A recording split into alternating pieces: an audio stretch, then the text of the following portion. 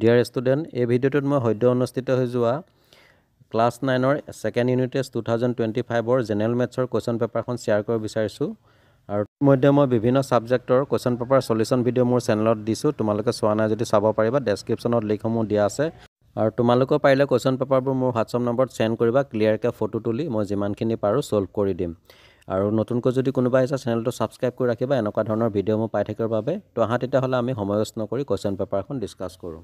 Question পেপাৰখনৰ 1 নম্বৰত মুঠ 10টা MCQ দিছে। তাৰে 1 নম্বৰটো দিছে এটা ত্ৰিভুজ আৰু এটা সমান্তৰিক যদি একে ভূমিৰ ওপৰত আৰু একে সমান্তৰালৰ মাজত থাকে, যদি সমান্তৰিকটোৰ কালি 20.6 মিটাৰ স্কোৱাৰ হয় তেন্তে ত্ৰিভুজটোৰ কালি হ'ব।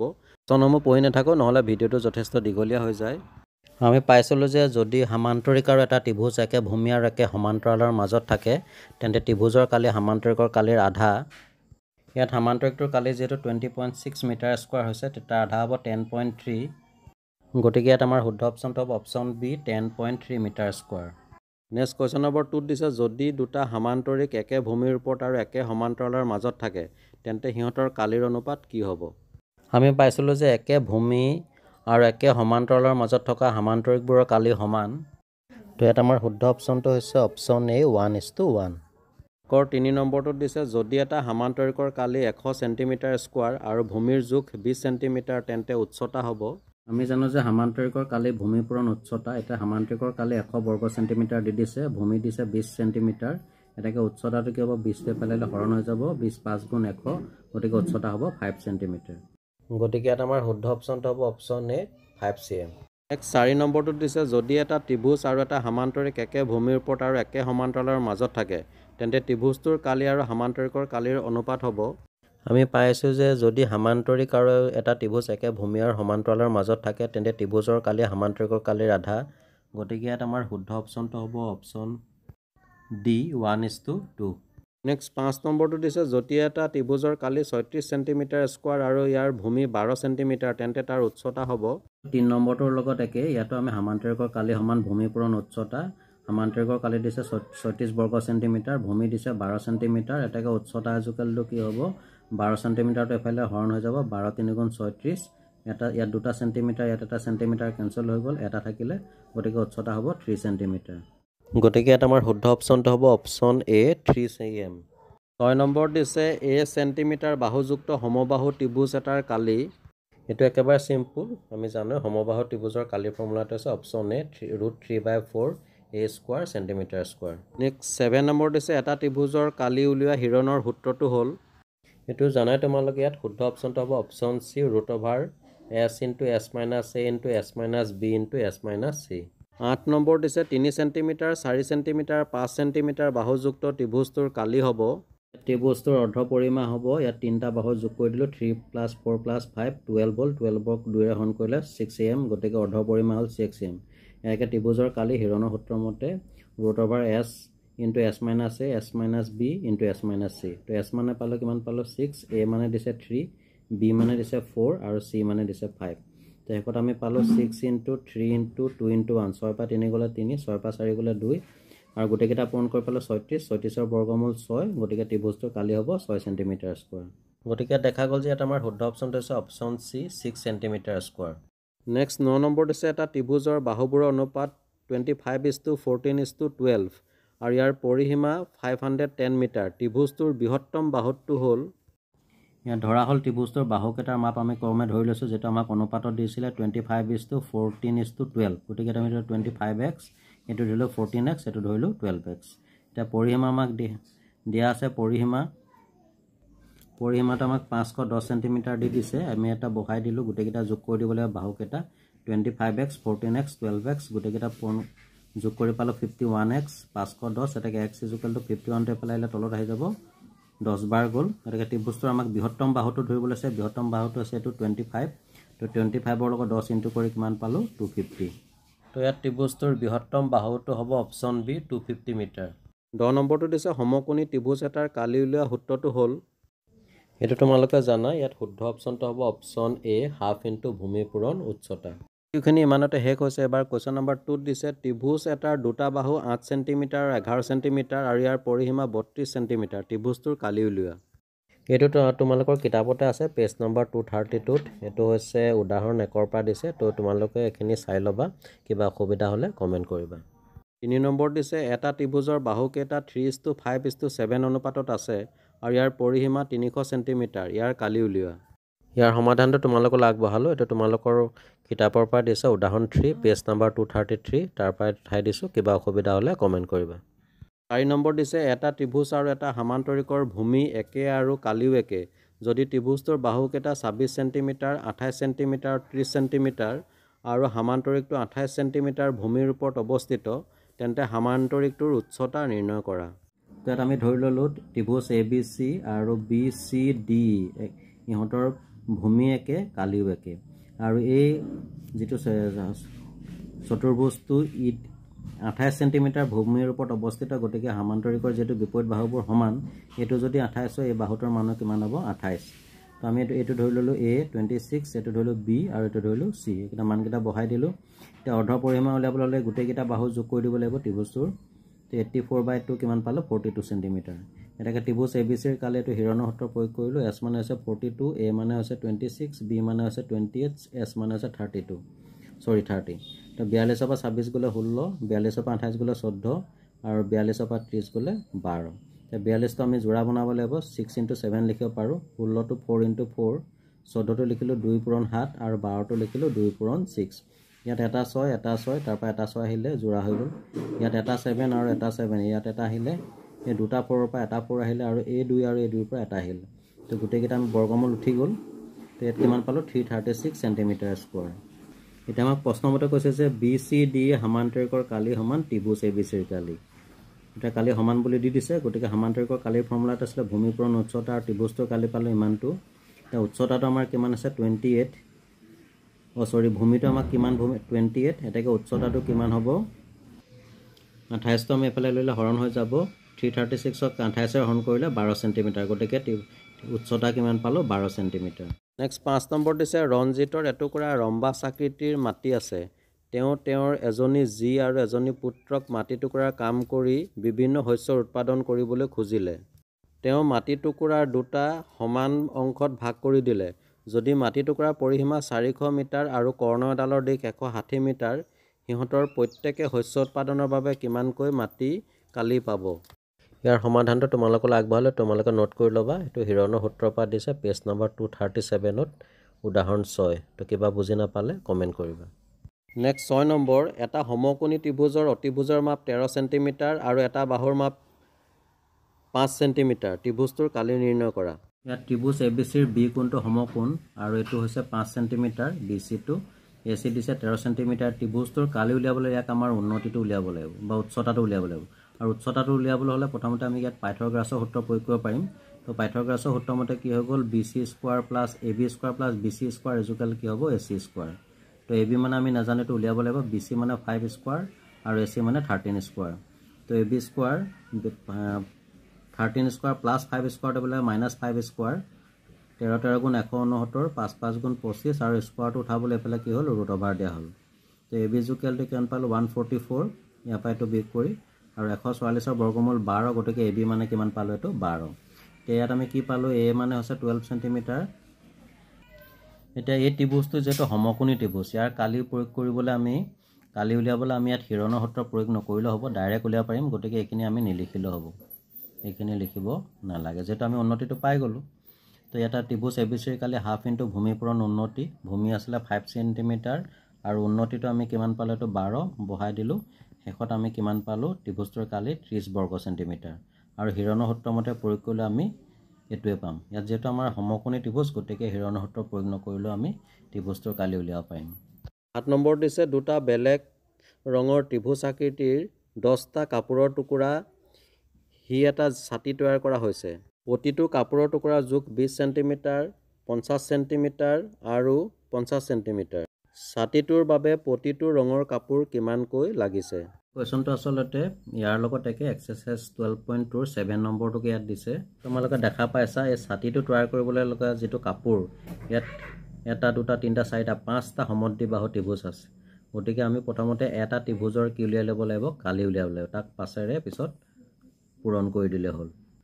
ধৰি লৈছোঁ এইটো এটা সমদ্বিবাহু ত্ৰিভুজ ইয়াত এফালে দিছে 50 আৰু এফালে হ'ব 50 এইটো হৈছে 20 আমাক কোৱেশ্যনটো দি দিছে গতিকে ত্ৰিভুজ ABC A = 50 B 20 আৰু C হ'ব কিমান 50 এটাকে অৰ্ধ পৰিসীমা গোটেইকেইটা যোগ কৰিলে পাম 120 তাক 2 ৰে হৰণ কৰিলে পাম 60 cm তো ত্ৰিভুজ ABC ৰ কালি উলিয়াব লাগিব তো হিৰণৰ সূত্ৰ প্ৰয়োগ কৰিলো যেটো সমকোণী ত্ৰিভুজ নহয় গতিকে ইয়াত পাইথাগোৰাছৰ উপপাদ্য প্ৰয়োগ কৰিব নোৱাৰো তো ইয়াত হিৰণৰ সূত্ৰ প্ৰয়োগ কৰি দিলো S মানে হল কিমান পালো 60 A মানে হৈছে 50 B মানে হৈছে 20 C মানে হৈছে 50 তো B কৰি দিলো 60 পৰা 50 গলে 10 60 পৰা 20 গলে 40 60 পৰা 50 গলে 10 এতিয়া 60 টো লিখিব পাৰো 2 পূৰণ 3 পূৰণ 10 2 3 গুণ 6 6 2 গুণ 60 নেক্সট 10 এটা আছে 40 টো লিখিব পাৰো 2 পূৰণ 10 2 2 গুণ 4 4 2 গুণ 40 আৰু 10 এটা জোড়া পাই গলে এটো এটা 2 এটো 2 আহিলে নেক্সট এটো 10 আৰু 10 তাৰ পৰা এটা 10 আহিলে আৰু এটো 10 আৰু এটো 10 ৰ পৰা এটা 10 আহি গল বাকি থাকি গল 3 2 গুণ 6 এটো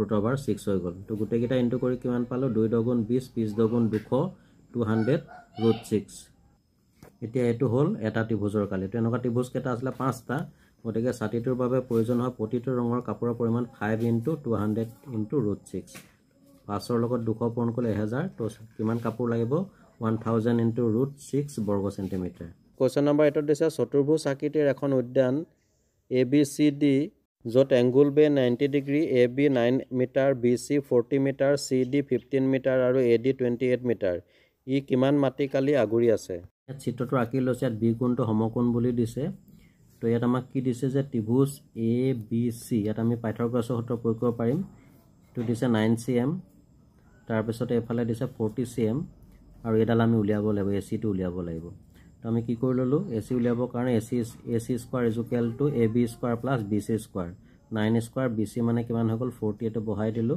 তো 9 9 গুণ 81 আৰু 40 40 গুণ 1600 আৰু এই স্কয়াৰটো উঠাবলৈ পিনে √ওভাৰ দিয়া হল নেক্সট AC কিমান হৈছে 1681 হৈ গল আৰু 1681 বৰ্গমূল 41 সেন্টিমিটাৰ গতিকে ত্ৰিভুজ ABC ৰ কালি পালো হাফ ইনটু ভূমি পূৰণ উচ্চতা ভূমি পালো কিমান আমি 40 আৰু উচ্চতা কিমান পালো 9 তো গোটেইখিনি মিলাই কিমান হল 180 সেন্টিমিটাৰ স্কয়াৰ এতিয়া আমি এই ত্ৰিভুজটোৰ কালি উলিয়াব লাগিব ইয়াত আমি হিৰণৰ সূত্ৰটো প্ৰয়োগ কৰিব লাগিব যেটো ইয়াত 90 ডিগ্ৰী কোণ নাই গতিকে আকৌ ত্ৰিভুজ ADC ৰ পৰা A মানে কিমান পালো আমি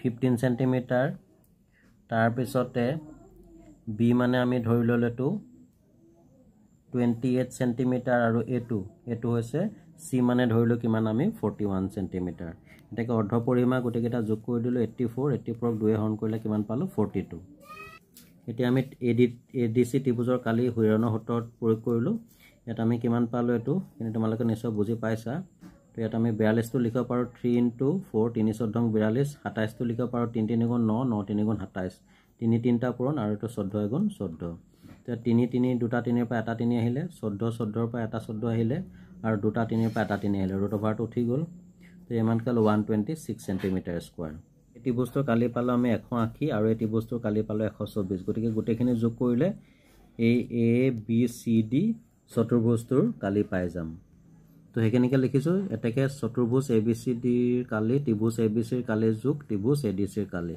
তো মানে আছে 180 এটো মানে আছে 126 306 সেন্টিমিটাৰ স্কয়াৰ অৰ্থাৎ উদ্যানখনে 306 বৰ্গ সেন্টিমিটাৰ মাটি কালি আগুৰি আছে এটো হৈছে ইয়াৰ সমাধান 9 নম্বৰ প্ৰমাণ কৰা যে একে ভূমিত আৰু একে সমান্তৰালৰ মাজত অৱস্থিত সমান্তৰিকবোৰৰ কালি সমান এটো তোমালোকৰ কিতাপতে খুব সুন্দৰকৈ প্ৰুফ কৰি থোৱা আছে তাৰ পৰা তোমালোকে এখিনি লিখি লবা আৰু কিবা অসুবিধা হলে কমেন্ট কৰিবা 10 নম্বৰ দিছে ট্ৰেপিজিয়াম আকৃতিৰ এখন পথাৰৰ সমান্তৰাল বাহুবোৰ 25 মিটাৰ আৰু 10 মিটাৰ অসমান্তৰাল বাহু দুটা 14 মিটাৰ আৰু 13 মিটাৰ পথাৰখনৰ কালি উলিওৱা আমি জানো যে ট্ৰেপিজিয়ামৰ কালিৰ ফৰ্মুলাটো আছে হাফ ইনটু সমান্তৰাল বাহু দুটাৰ যোগফল পূৰণ উচ্চতা আমি এটা S টো উলিয়াব লাগিব আৰু S টো উলিয়াবলৈ হলে আমি কি কৰিব লাগিব এই ত্ৰিভুজটোৰ পৰা আমি এই ত্ৰিভুজটোৰ কালিৰ পৰা আমি আৰু S টো উলিয়াই ল'ব লাগিব তো এটো হৈছে আমাৰ ABCD ট্ৰেপিজিয়াম আকৃতিৰ এখন পথাৰ ইয়াৰ সমান্তৰাল বাহু দুটাৰ যোগ দিছে 10 আৰু 25 আৰু অসমান্তৰাল বাহু দুটাৰ যোগ দিছে কিমান 13 আৰু 14 তো এডাল আমি অঙ্কন কৰিলো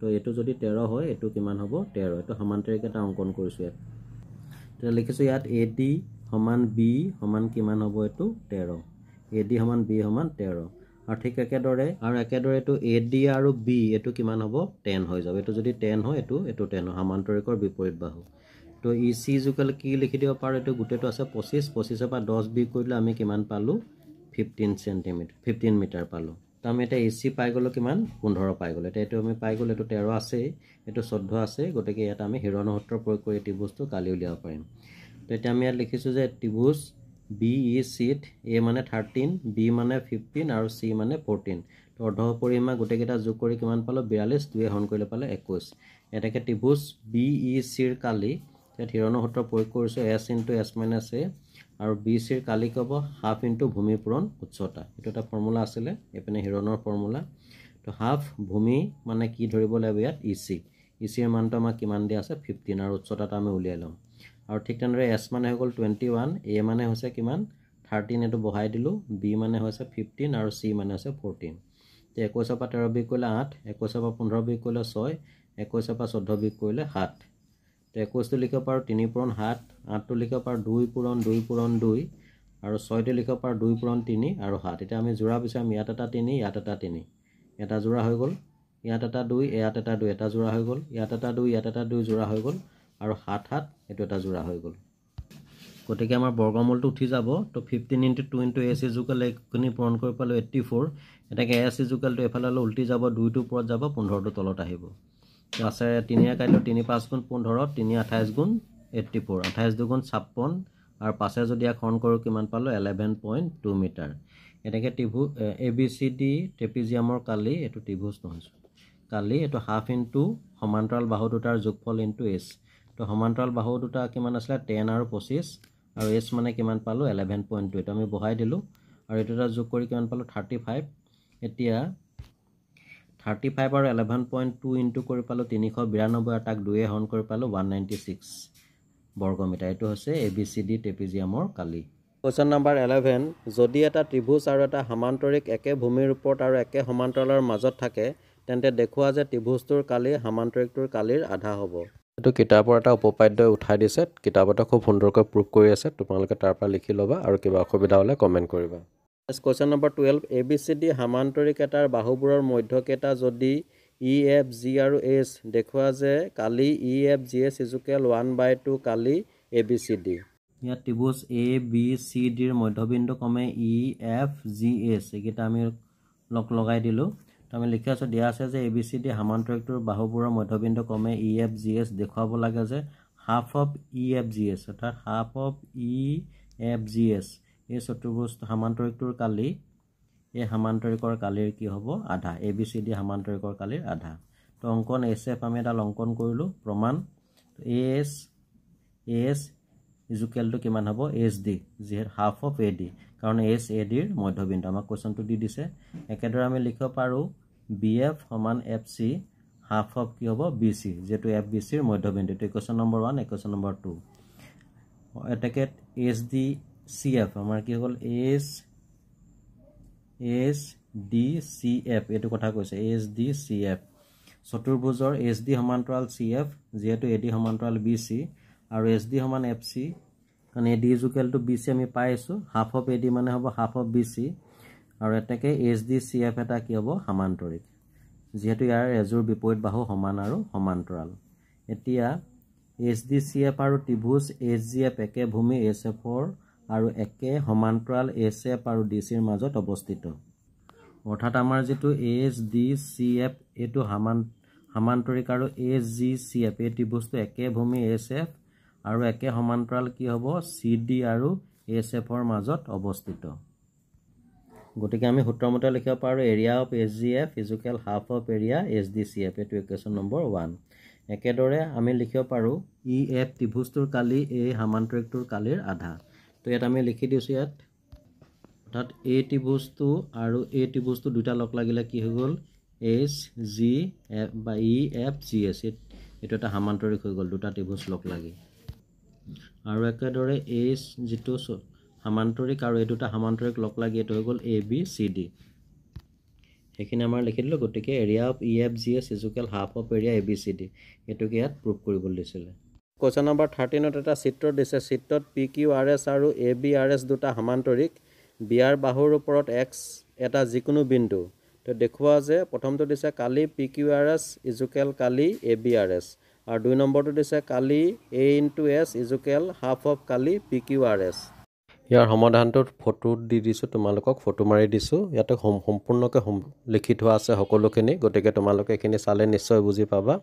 নোট কৰি ল'বা আৰু কিবা অসুবিধা হ'লে কমেণ্ট কৰি জনাবা।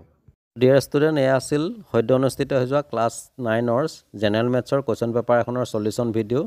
তো আশা কৰোঁ ভিডিঅ'টো তোমালোকৰ বাবে নিশ্চয় হেল্পফুল হ'ব, আৰু তেনেকুৱা ধৰণে যদি বিবেচনা কৰিছা লাইক এটা কৰি ভিডিঅ'টো যিমান পাৰা শ্বেয়াৰ কৰি দিবা।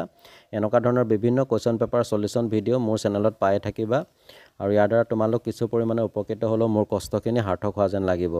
তো এনেদৰে চাই থাকিবা RB লাৰ্ণ কাম এণ্টাৰটেইনমেণ্ট। আন এটা ভিডিঅ'ত তোমালোকক পুনৰ লগ পাম। আজিলৈ আহোঁ, ধন্যবাদ।